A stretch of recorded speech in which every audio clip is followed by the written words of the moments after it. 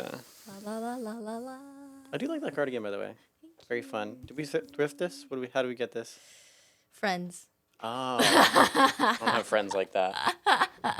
I actually nice. have a lot of pieces from different friends, and it's always nice wearing things from someone that used to be someone else's, because it feels like you're like also wearing the layer of them.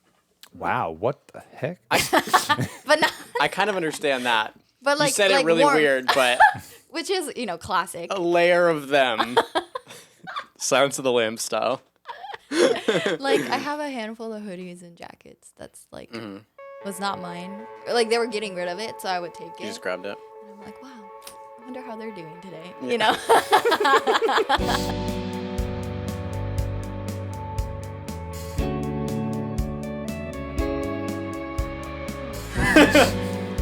Well, welcome everybody back to And the Rest is Film History. I'm Josh Nascimento. I's back. Hello, I's here. my name's Kojima. Reintroducing yourself. I have returned For the season to two visit season 2. Yes. Thank you for having me. Yeah, of course. Back to your own show. Yeah. I know. Yeah. I mean, I've obviously been talking to you since, but like, how have you been for the listeners? People who are listening. I've been good. Mm-hmm. It's interesting. Every year, being in LA, you learn something new. Yeah. And 2024, what a year it was. How's that? Just a lot of learning curve when it comes to like relationships, just like who are your people. LA is a very transactional city. People It's come, both. people go. That's transitional. Transitional. Yeah. So I think I was thinking about that a lot this year. And film is on and off busyness. When you're busy, you're busy, and when you're not busy, you're not busy. So Because you were on set this week as well, right? yeah. Yeah. Man, my body is breaking down. But I wanted to come here and make my due visit. Hi. Yeah, so we were at a party last Saturday, and like you just asked me about the podcast. I was like, oh, it's good. We're a couple in, and you were just like, I want to do an episode. I was like, yes, of course. Let's have her back. So yeah, here we are. And what did you want to talk about today? Nice. Yeah. I know it's always hard. Like the heart behind when we started season 1. Yes. I wanted a space where I had the opportunity to look deeper into a theme or a person. Yeah. And it's just like it takes a lot of self-discipline to make that happen on my own. So I wanted to like collectively do it. Yeah. And then everyone had their own interest. Yeah. With the same filmmaking that we all love. Yeah. This time around, I was like, what about Kurosawa Akira, the director? Yes. I remember doing a paper on him in college, which I feel like I barely like really got to know him then, but like I did a paper and I presented it to the class and everyone was like, whoa, Japanese director. That got you cool points in class? That's nice. Yeah. But also it's like you feel like you're supposed to represent, the Japanese culture in the US kind of thing. Yeah. And there's plenty of amazing directors from Japan, but this one I always like somehow come back to because I feel like I've started at one point in college. Yeah.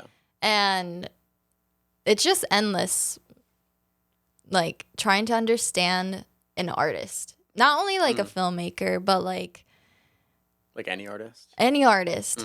And I'm like, dang. I wish I like knew more, to like come here and like be able to have this dialogue. Yeah. You did read a book though. I think that's more than More done. than any of season 1. Yeah. Like any of season 1. I think you know enough. I got to listen to a book. You did. I started reading what was the title called? Something like a biography. It was an autobiography, right? Right. Something like an autobiography is the title of the autobiography by him. Oh, so that's the actual title. Something like an autobiography. Got it. Pointed. I thought you were paraphrasing the title. But no, that's actually the title. Yeah. Yes. And I was like reading it, but then I started listening to it because then I get to listen to it when I was driving an hour to set. And like, I kept feeling so moved, you know? I mean, this happens, I don't know how you guys like go about it. Like when you're feeling inspired. But like I felt so inspired every time like I'm hearing an hour worth. That's like ×2, so like I'm trying to get 2 hours in 1 hour. That's how Michael listens to podcasts. Do you? Every single podcast, 2 is light. Like, he does like 3. Let's do 3 or 4. Let's let's crank it up. Wow, and you can obtain information. I'll admit the ones just I said listen. you do it. No. But beyond 3 and 2. 4 is for the casual podcast. The things that I can tune in and out of is not too bad. Yeah. Or like they're Like just, ours, probably. Yeah. You mean how many times I watch it in the edit and stuff? Yeah. I know watched it these a couple backwards and times. forwards, but no, yeah. But the more dense stuff, yeah, probably 2. Yeah. No, even this one, I was like, wait. Yeah, that was so good. Wait. But you would, like, go back I'm and stuff? driving, so like I can't do anything about it. I just remember which chapter it was, and then I'll go back to the book version and like take screenshot. And that's what I have today. Okay. The book version. Yeah, like some screenshots I thought it would be cool to share. But what's your background with this director? Kurosawa. Yeah. You too, Michael. Yeah. I'll go first. Yeah. Let's see. I've never seen any of his movies. I do know that it's like, and I feel like it's kind of widely known that Seven Samurai, which is probably his most iconic movie. I feel like maybe Rashomon is like second. Yeah. But Seven Samurai, Yeah. like very much like is one of the inspirations behind Star Wars, which is like one of the obviously like hugest franchises Yeah. ever. But like the original one. And I'm curious to see how. I don't know if any of that is covered in the book. Probably not. Yeah, I was surprised it wasn't. Like Okay. it ended at Rashomon. Yeah. Am I saying that right? I think it's Rashomon. We should be asking you. In Japanese, it would be Rashomon. But like, I love this. The in Japanese English? to English. Yeah. She's like, why would you say it like that? Rashomon. Rashomon. Yeah. Cool. What about you, Michael? I know Seven Samurai exists, Yes. and I know the name. And that's it. So good. I have a movie podcast. Yeah, you do. Yeah. So good. I'm Yeah. culturally aware. That is it. I'm Yeah, that culturally it aware. exists. Yeah. So that like it's one of those things where I feel like all like film buffs like are Yeah. at least aware of Yeah. Akira Kurosawa, but like and then we watched I watched Rashomon for this. Yes. And you did. Yes. You literally just finished it. Yes. You said. Yes. There's so many movies to watch about. Yeah, to like really understand him. And I've seen other work from him, but I never have seen that one. So it was nice that like, thus the reason why I like doing these, because it like pushes me to actually make the time. Yeah, I understand. Time goes by so fast and like. Yeah. Yeah. But yes. Okay. Yeah. Well, I have a question for you. Yeah, ask me. So based on what you read, so Rashomon came out in 1950. We learned. First of all, insane that a movie like that came out 5 years after World War II. Yeah, That's like wild to me because that's like yeah. a proper like movie, and like Yeah. Japan was like just like war torn from that Yeah. era. I feel like so Yeah. like I don't know, but like what is Kurosawa's like? Because I know he was like famous for movies in like the 50s and maybe early 60s, but like when is he? Like when was he born? When did he die? Like what is his Yeah. kind of era? Yeah. Okay. I didn't write down those details. Got Classic it. me. I don't know. Yeah. Googling. Yes, Michael, give me the numbers. Yeah. I remember the feeling in some topics that Yeah, I that really it gave enjoyed you. reading in his I remember childhood. being inspired. Okay. Yeah. Yeah. But not the general Yeah, Michael. dates. Michael. Akira Kurosawa was a Japanese filmmaker who directed 30 films in a career spanning over 5 decades. He is widely regarded as one of the greatest and most influential filmmakers in the history of cinema. Born AI 1910, overview. died 1998. I know the 1998 because somehow I'm making the connection like, oh my gosh, I was born that year. Reincarnated. That's crazy. Not all the way there, but Yeah. his film love, hopefully, you know, And it yeah. like poured into me as well. Wait, so when did you say he was born again? 35? Born 1910. 1910. Yeah. So he was 88. 88 when he was Good passed. innings. Yeah. Wait, so that means he would have been how old? Like 40 when he made Rashomon? Something like that? I guess so. Yeah. Wow. Dang. He was already like getting up there a little bit, I feel like. Yeah, I remember. So it was really cool seeing, or not seeing, I was reading, listening to his autobiography and the things he remembered in his childhood.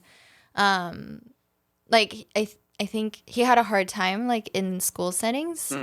And also just, like, these opportunities he had with certain teachers who helped him excel in his, like, artistic side versus not. I actually did take a screenshot of one of them. Okay, yeah. Maybe, let's see. Oh, that. Oops. Dong.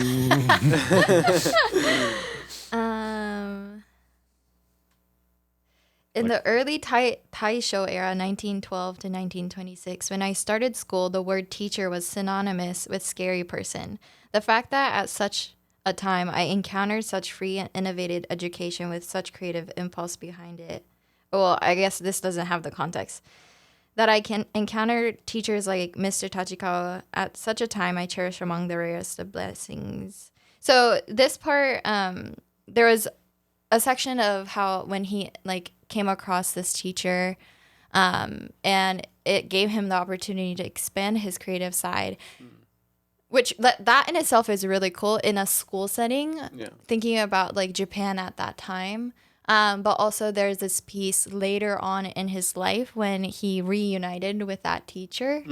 And like, I'm just like, I think about like the life that we experience, like each decade and how like it all connects, which is like really beautiful. Let's see, what else? Oh, I also... One of his, like, first memories, it says that, like, he was a baby in a bathtub, and he remembers, like, going back and forth, like, shaking the tub, and then he fell. And then when he, like, that was his, like, first memory, and when he was, like, discussing that with his mom, she was like, that must have been, like, something when you were, like, one, like super young. Dang. And it was just, like, so interesting, like, his, like, brain work when, like, he was younger. This, like, sense of, like, being different in a way. Yeah. And, of course, like, I don't know if this is the case with you, like, reading other people's, like, biography. Just, like, personally connecting to different parts. And I think I often think about, like, I feel like a weirdo, or like I feel... You are, so... Exactly. But go on. What were you going to say? Sorry. I just say like the randomest things and like, I don't know, I just like impulsively say stuff that comes to mind, you know? And while I like being unique, sometimes it's like, oh, like how do I blend in? You know, like I wrestle with that sometimes. Yeah. So there's parts of... Maybe he didn't really, like, emphasize it in his mind, but, like, I was, like, taking those aspects of him, like, feeling inspired. Yeah. Like that he felt, like, different than everybody else? Is that what you're saying? Yeah. Okay. Which we all, like, go through at times, I guess. Yeah, absolutely. Oh, yeah. And then, like, he was a writer, and then he was making, like, money writing. He went to like the assistant director route, and which is also crazy because I feel like movies had kind of just started being a thing when he was like growing up.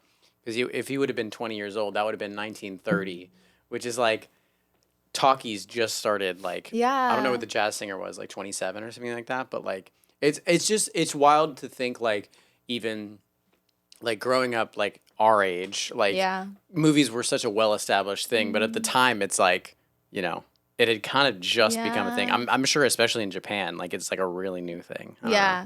Yeah. That's a great point. And I always get so excited like hearing all that stuff, just like the depth. But also it's not like that long ago when you really think about it. Yeah. Yeah. Like 100 years ago. In terms of like the scale of like human like it's how really much not. it has like established. Yeah. And there's so much that we can learn and appreciate. Yeah. And I love the practice of like going backwards and like paying attention to really like shape what we get to create now. Yeah. But also, I'm not good with words, so that's why like facts. Sharing facts is hard for me. Verbatim, like, yeah. No, you're good. You're doing good, This is good. I'd rather be asking questions instead of presenting. But anywho, let's see. What else can I share? That was so exciting. Well, what did you think? To be like Rashomon being the first movie to watch. Yeah, of his. Yeah. What was your, like, have you seen a Japanese film? We watched. We watched Nobody Knows for the first episode. I'm sure before that I had seen. Shoplifters. I had seen at least Shoplifters. Yeah. Probably other stuff. I do admit I'm not the best when it comes to like foreign cinema. Yeah. Like I've seen like a good amount of it, especially like now I don't know if I told you this. I'm going on like a little bit of a Ghibli kick for the last year or so. So I recently watched Nausicaa Valley of the Wind and then like Princess Mononoke. We did it for the podcast. Yeah. The Wind Rises, Howl's Moving Castle. But like live action, like foreign, I don't know. I just haven't dipped into that, which sucks because there's so many like amazing. Like, so yeah, I had literally watched like maybe a couple Japanese movies and then this movie. Wow. So, yeah. Have you seen? Oh, go ahead. What makes you open to like watching all of them now? Because like you know that there's some like more to like understand out there. Well, yeah, I think there's just like there's not like it's kind of like there's like a level of. You know that metaphor where they say like a kid is looking through a keyhole and they think that like that's the entire world when in reality like there's so much more. I think like that kind of feels like maybe how we see it as like American moviegoers, and when in reality there's like so much more. There's so many more like styles of movie to experience. Like I'm kind of speaking from a place of ignorance here, but I feel like there's got to be different narratively structured styles. Like I mean. This is obviously not representative of all Japanese cinema, but like even the way Rashomon was like, the way it was structured was so like unique and so different than like a lot of traditional American movies even now. But yeah, so I think there's just so much more to like many different styles to experience, I guess. Yeah. I don't know if it was something that I was reading today, but like also there is something that's very like tender that's happening in my heart as I dig deeper into Japanese cinema, which has to do with like me connecting to my like half Japanese side of things. Yeah. And then I was reading that it was today when I was reading different snippets about what he thinks about filmmaking, and he was saying that like the style of storytelling that comes from kabuki, which I don't know how to describe that in English. It's a play. Michael? He's Googling it again? Because I was just about to ask you, what it is, but... I don't like that the first thing that came up was a restaurant, but Kabuki Theater? Theater? Yes, hi. Kabuki Theater is a classic form of Japanese theater, mixing dramatic performances with traditional dance. Is a heavily stylized performance. It's glamorous, highly decorated costumes, and for the elaborate... Kamidori makeup worn by some of its performers. So what's the deal with like... Oh, wow. Wait, the meaning, the term kabuki originates from being weird or offbeat. Oh, interesting. Being weird or offbeat, that's me. I was gonna say that. I didn't know you would take it, but I was like, it's I. Okay, it's I. Yeah. I was claiming that for myself, but no, it's I. I never knew that. Yeah. Wait, so do you know what does anyone know, like, the kabuki mask? Like, what does that have to do with it? Does anyone know? Michael? I wish we knew what we were talking about. We could do a whole... This is just us, like, collectively Google searching together. Wow, crazy. Google search the podcast. Yeah. I just love being the instigator. I don't have the answers. Yeah, you're like, wow, what is that, Michael? Yeah. I mean, we can move on for now while we wait. Or do you have it? I mean, I don't know what answer is. Is it it's based because isn't the actual kabuki theater like you put on makeup? Mm-hmm. But makeup isn't a mask. Do you know what I'm talking about? The kabuki mask? I think so. Like white, red line. Yeah. I'm assuming it's a mix of both. I mean, because in real theater, the kabuki theater, you're actually putting on the mask, but maybe it's a way for like the general public to wear the kabuki look, but easier because it's already on a mask. Put on makeup. Right. Yeah. Maybe that's my. Yeah. That would be my theory. Who knows? Mm-hmm. Yeah. Well, the only line that's jumping out at me is kabuki also appears in works of Japanese pop culture, such as anime. Oh. Interesting. Which I think would make sense translating to that medium. Yeah. Even if it's not did as. I write it down? You know, if it's not like live performance. Or did I see anything? Is there anything kabuki related in Kurosawa's? He was basically talking about writing. Mm-hmm. And Was he writing for kabuki? No, I think he was drawing from it. Okay, I see. A good structure for a screenplay is that of a symphony with its 3 or 4 movements in different tempos. Or one can use the no play with its 3-part structure. If you... I'm getting into different things. But Get in the weeds. Anywho. Yeah. I don't know. There's so many things I want to share, but I don't have a structure. Well, so like, I guess what was the first like? Was Rashomon the first movie he like put out like professionally? Not put out, but it was the first movie that got international recognition. Okay, so he made a couple before then. Yeah, and then that was the one. I think he had a lot of time that he put in as an assistant director, and there was I think Mori-san. Someone he like really looked up to. He was learning from him.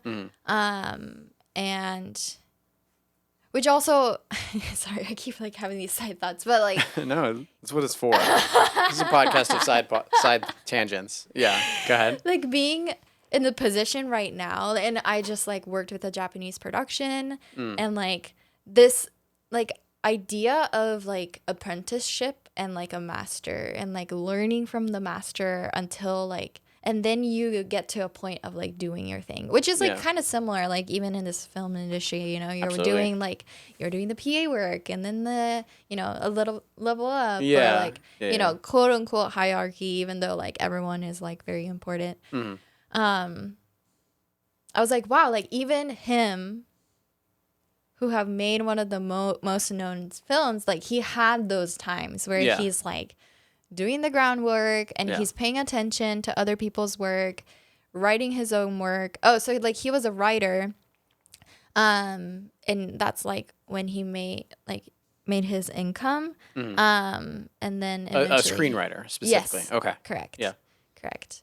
And then he directed. One of what you mentioned about the war times, he actually got married to someone in like 1945, I think. And the day around that time, like the autobiography is so good. I want you guys to like read it. I kind of want to read it now. Yeah, or listen to it. Yeah. It's 10 hours long, or you know, or 2 times. I was gonna say 2 times speed. 5 hours. Let's fast track this thing. So yeah, 2 times speed and in Japanese, like exactly. I listened to it in English, but man, I wish I could explain. This is why I make movies not to use words. That's all good. I did notice you said international recognition. I didn't even realize the Venice Film Festival was a thing back then, but apparently he won in 1951. Right. It's crazy. For this movie, for Rashomon. Yeah. So okay, wait. I do want to give a little context with that part then. Yeah. Let's hear it. Let's see. So there's like parts of the book that address that? Yes. Okay. So here's a story. Listen up, everybody. Yeah. Story time. Story time. Get comfortable. Yeah. However, one day just before the shooting was to start, the 3 assistant directors Dai had came to see me at the inn where I was staying. I wondered what the problem could be. It turned out that they found the script baffling and wanted me to explain it to them. Please read it again more carefully, I told them. If you read it diligently, you should be able to understand it because it was written with the intention of being comprehensible. Yeah. But they wouldn't leave. We believe we have read it carefully and we still don't understand it at all. That's why we want you to explain it to us. For their persistence, I gave them this simple explanation. Human beings are unable to be honest with themselves about themselves. They cannot talk about themselves without embellishing. This script portrays such human beings, the kind who cannot survive without lies, to make them feel they are better people than they are. It even shows this sinful need for flattering falsehood going beyond the grave. Even the character who dies cannot give up his lies when he speaks to the living through a medium. Egoism is a sin the human being carries with him from birth. It is the most difficult to redeem. This film is like a strange picture scroll that is unrolled and displayed by the ego. You say that you can't understand this script at all, but that's because the human heart itself is impossible to understand. If you focus on the impossibility of truly understanding human psychology and read the script one more time, I think you will grasp the point of it. That was bars. They're just like, yeah, man, I didn't understand. Like, you had some spelling mistakes in there. Like, I don't, and he's just like, yeah, you don't get it. Like, it's just like this really complex. Yeah. And I just love, like, his, like, perspective on, or the ability to, like objectively see, like, manhood in a way. And, like, even from that section, like he can say that plainly and, like, clearly, but then to try to pass that message in a form of a movie is a skill. Because you can't just, like, straight up say it. You have to put it in the subtext, in the dialogue, in the, like, whatever in action. Story. Yeah. And, like, reading that and then, you know, watching the film, I'm like, wow, that is exactly, like, what the story, like, because it's about, the movie is basically there's one event that happens and then 3 different characters explain the events and have a completely different perspective. And then there's a 4th person that, like, shares the same event and it's completely different once again. Yeah. And this idea, like, takes, like, really showcase in a movie form that, like, we all have this, like, lens of how we see the world, and, like, it's always, like, you never see the same situation from the same side. Like, it's really difficult, at least. Like, we all have our own angle that we see something. Yeah. And I was like, wow, master. Yeah. But what was your experience watching the movie? Yeah, so I think, I don't know, maybe I was like the guys that came to Kurosawa and didn't get it, because I got it because I understood that it was like, oh, people lie and, like, they, like, embellish and stuff like that. Like it seems like from, like, and this is not really a spoiler, but, like, it's not a spoiler. The thief who is, like, on trial, he very much embellishes the story to make himself look like a hero. And, like, there's, like, obviously bad stuff that he does. Not even a hero, but just, like, a brave and, like, very, like, macho man, I guess. And then, like, and that serves him. And then, like, there's obviously, like, other characters who kind of serve themselves in how they, well, also, I was going to ask you this. I don't know if you know this, but, like, in the movie, they say, oh, like, the dead man spoke through a medium. And, like, and it kind of seemed like one of the characters was like, oh boy, okay. And, like, one of the characters in the background. So my question is this. At the time, because it's set in 12th century Japan, feudal Japan, was a medium, I guess a medium was seen as, like, oh, this is real and this man is actually speaking. And it, like, even, like, is the movie even taking that as this is the dead man's actual words, or it's just this medium woman's, like, words? Do you know? It's still a thing. Okay. Yeah. Got it. I haven't encountered it myself, but I know people go to the medium to talk to their ancestors and those that have passed still to this day. And so, yeah, that's a cultural part that I actually, like, just, like, personally don't have a lot of experience in. Yeah. But I think... But it's a thing in Japan. Yeah, it is a thing in Japan for sure. Yeah. And I wonder, like, I think there are people who like it's real and it's definitely real. Yeah. And there are people that like ridicule, consider it not really like trustworthy kind of communication, but who knows? Yeah, who because knows? there's obviously like weird stuff, and like I mean, a lot of us come from a Christian background, but I'm like, I don't know. There's weird spiritual stuff going on. There's something going on. There's some weird stuff going on. Anyway, but yeah, I thought that was interesting, but like, I guess I was like, I understood that part, but I was also just like, there were some things I'm like, wait, so like, why did the woman like have like a reason to lie? Like, what was her advantage? And then like, what was like, then I guess the thief the guy at the end was like also lying, but like, what was he? It seemed like he was lying about very little, but then the movie I feel like kind of is like, no, but he's probably lying about a lot of it. And it's like, so what? I don't know. I guess I think from a narrative perspective, it's very interesting. And I think I've also seen movies that have been influenced by Rashomon. So like one of my favorite movies is The Social Network.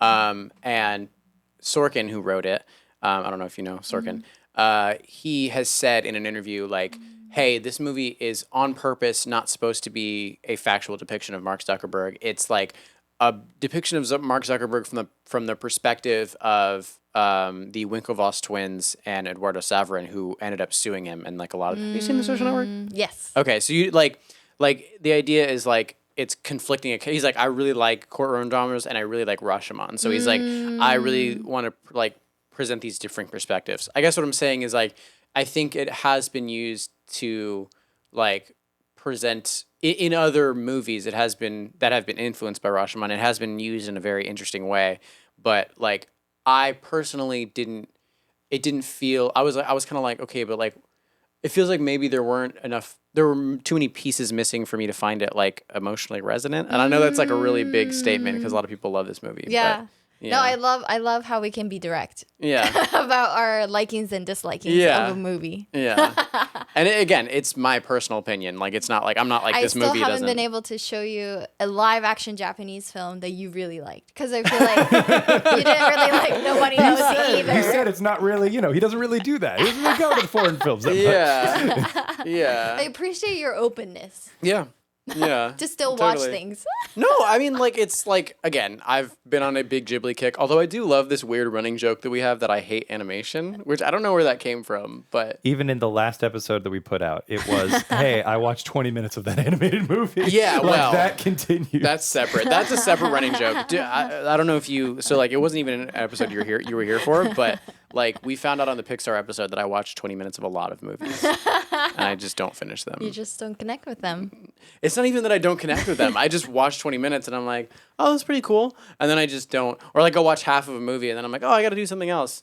And then I just never return to it. I don't know. I have no idea why. But anyway, that's something that happens with me. You haven't missed anything, Yeah. You haven't missed anything. That's about, yeah.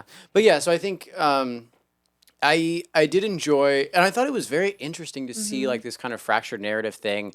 Like it almost felt like Pulp Fiction or something like that. Like towards the very beginning, where it's like, oh, this is the part that I witnessed. Like the guy at the very beginning was like, I was walking through, and then I saw a samurai hat and a hat, another hat, and then like this man, and then this other person's like, well, this is what I saw. And I thought that was very. It almost felt like a Tarantino like seeing different parts of the story kind of thing. Different narratives going on between different characters. Yeah, and then like I don't know exactly what Tarantino movie would that's be why best. I like that movie. Pulp Fiction, because it's like I like it a lot. Because you're reincarnated from Kira Kurosawa. No. You're like, he ripped me off. No. But yeah, so I thought that was very fascinating. But as an emotional kind of journey, I don't know. I didn't really like. I don't know. It didn't sit with me necessarily. Yeah. I think sometimes there's a gap between like the audience now and that then, because I think also like movies go slower or like absolutely. there was a whole sequence. I don't know. I mean, you just watched it, so you remember. But towards the very beginning, he is walking through the forest, and it goes for a while. Do you know what I'm talking about? There's shot after shot after shot of just him walking. I'm like, wow, this was made in the 50s. Yeah, for sure. So I think I'm watching it from the perspective that I don't think I'm gonna immediately be like grasped by the heart. Yeah. Because I think we're so used to like emotionally getting triggered in a different way. Yeah. And definitely I come from an angle of like I'm more excited to like see the work of a person that is so known. Yeah. And it's like, what about his work or like his personhood that like, you know, people talk about. And I get curious about those things. So that's the angle I'm like watching things from. So it's more of like watching this from a historical and like into the mind of like Akira Kurosawa kind of thing, less of like a... Which is kind of opposite of what he wanted, because he was like... I want you to see yourself. Yeah. She's like, no. I think he was talking about how like the work should speak for itself instead of the creator. And over here, like I'm trying to like analyze what was his him. mind? Yeah, him as a person. Yeah, and that is funny. Yeah, I think that's interesting. I feel like I see that a lot with like either directors I've seen multiple works of theirs, or like a director that's so like idiosyncratic that it's like, oh, this speaks to what you find fascinating, and that's bizarre. Like I think, for example, like Noah Baumbach, I'm a very big fan of his like movies. And you do recognize like a couple of like themes that go throughout it. So like divorce is like in like almost every one of his movies. And so you're like, what's your deal with divorce? Like and you kind of dig into like that. And the works, I feel like at least his works, most of them very much speak for themselves, but like it is fascinating. I feel like, I guess what I'm saying is like, I feel like I more so see and look into the mind of a director or a creator or whatever when I've seen multiple of their movies. Yeah, no, that makes sense. Which you've also seen multiple of his movies, yes, right? Yes, I've seen one of my favorite films is called Ikiru, which there's been a remake recently about it. Michael? What was I supposed to add something? Google the remake. I think that's what she was saying. I thought it was like, you know it? IKURU. We are Googling on this episode. We're breaking a record on this episode, I feel like. Of Googling? 1952? How much Googling. Wow. So it's right after Rashomon. It's got to be. Oh. Yeah. And I recognize the actor in that movie. Oh, interesting. And this one. Yeah. And Which one? Let's see. Maybe it's my turn to Google too. The actor of Ikiru. But like, what was he? Oh, he was one of the main guy in the gate scene. Okay, got it. Yeah. Okay. I mean, I see several characters here. I don't know who the main character is. Kanji Watanabe? Ikiru. Maybe. I'm so sorry for the people on audio. It's just us. It will be cut together. This one will be the most chopped of our season so far. Oh, I don't know. Anywho, let's see. Not to sidetrack too far, but curious if you're somebody who's watched many of his movies, if there's a common, shall I say, cinematic style that you've taken with your work going forward? Ooh. I have a follow-up question to that. I really like. Well, even in the Rashomon, like the placement of people. Oh, okay. I'm confused. I get distracted. It's like by my Rashomon own because I'm thoughts. confused. I love his landscape shots. He's known Even for like those. how it started with it like a heavily rained scene. Yes. Yeah. I love that. Yeah. And then the placement of the people. Yeah.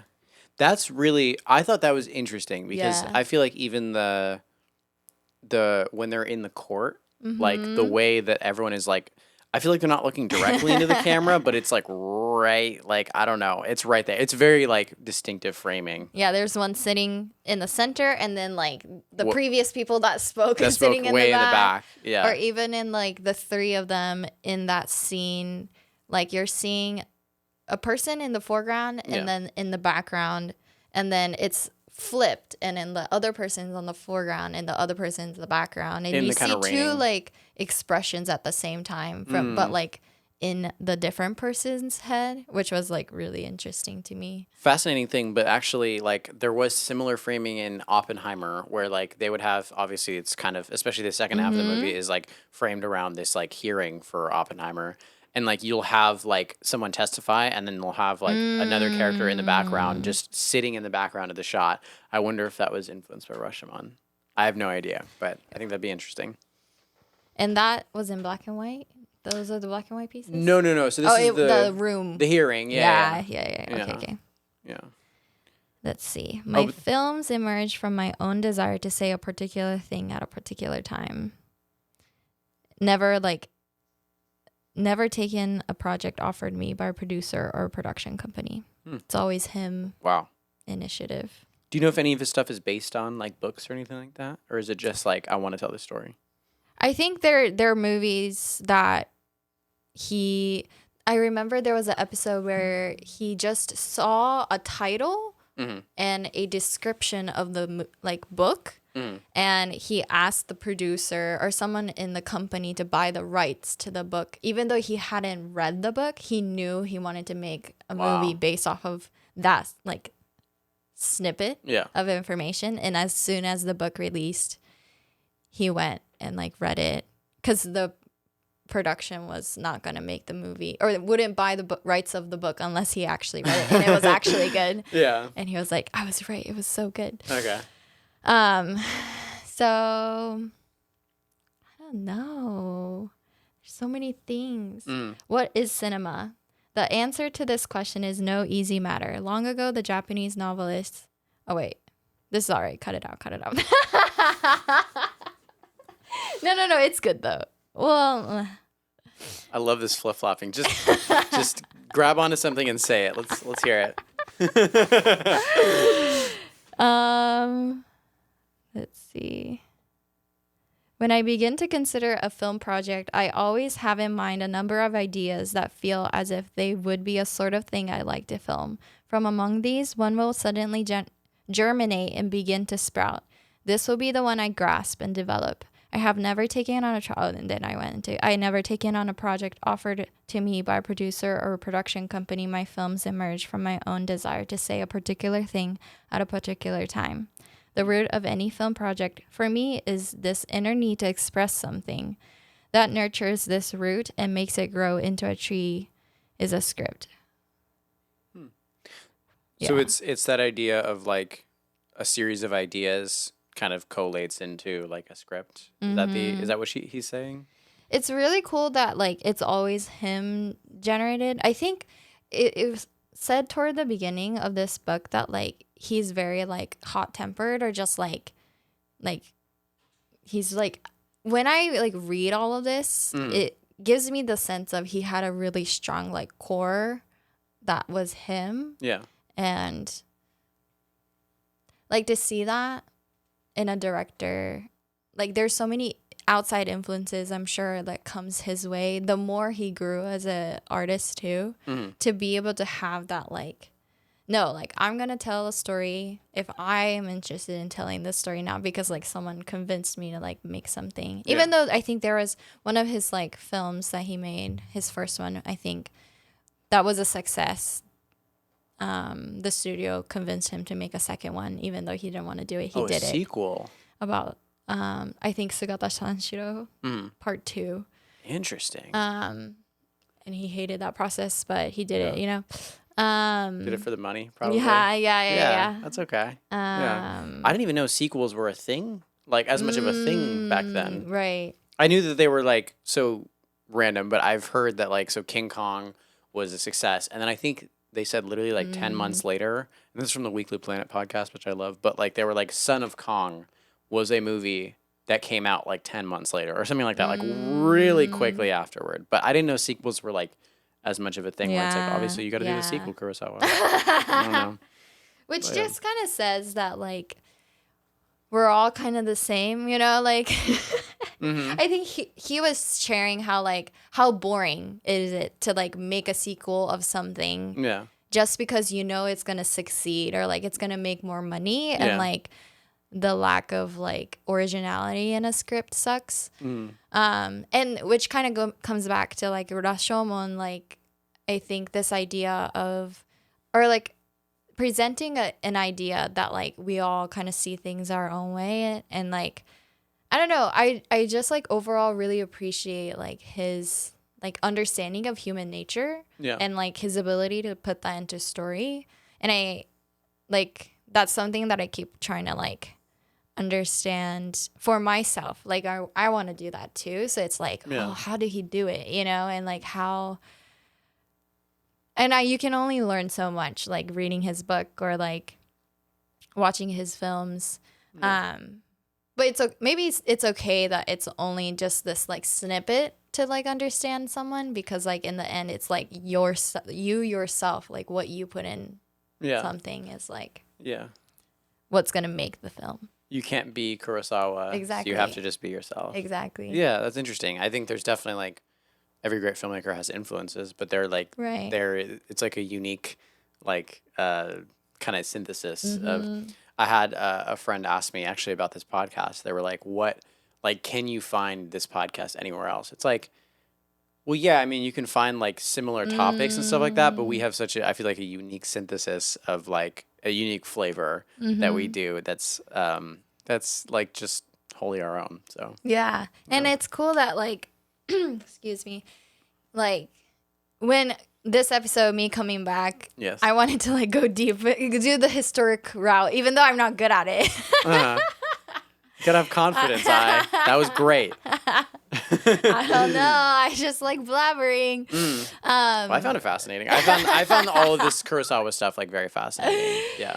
And my hopes is that it's just like just enough information. It's not complete information, obviously, that it makes someone want to do their own research. Yeah. You did that right here. Right here. Is my goal. You did. Michael. Yes, Michael. My goal. Michael. My goal, Michael. And even it like opens a door, because there's a whole section in this book too. I feel like I'm just advertising the book at this moment. It sounds good. I'm going to read it. We swear we're not sponsored. Yeah. Literally. By this book from 1,000 years ago or whatever. Yeah.